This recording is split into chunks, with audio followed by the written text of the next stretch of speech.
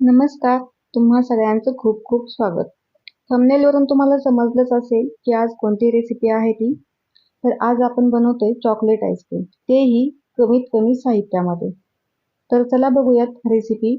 त्यासाठी लागणारं साहित्य आहे 2 कप दूध, चॉकलेट पावडर, अर्धी वाटी साखर आणि व्हिप क्रीम. त्यासाठी पहिल्यांदा आपण इथे गॅसवरती पातेलं ठेवलेलं आहे लो फ्लेमवरती.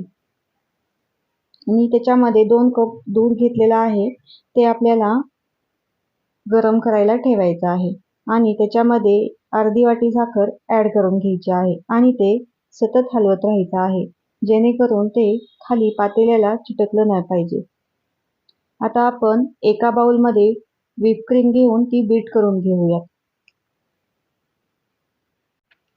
आणि क्रीम बीट झाल्यानंतर त्याच्यामध्ये चॉकलेट पावडर आणि जे आपण दूध तयार करून घेतलेलं आहे ते ॲड करून घ्यायचं आहे आणि ते अजून एकदा बीट करून घ्यायचं आहे.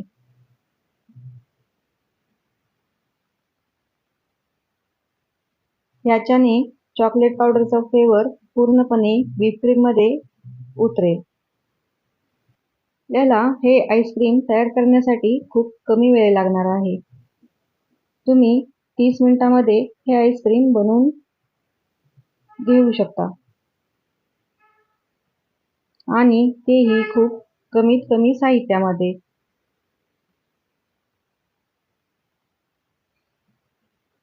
आता हे आपण अजून एकदा बीट करून घेऊयात.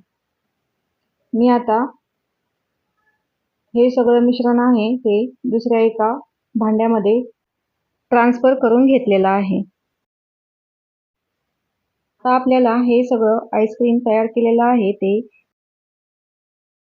एका डब्यामध्ये काढून ते फ्रीजरला ओव्हरनाईट ठेवून द्यायचं आहे, जेणेकरून तुमचं आईस्क्रीम खूप छान सेट झालेलं असेल.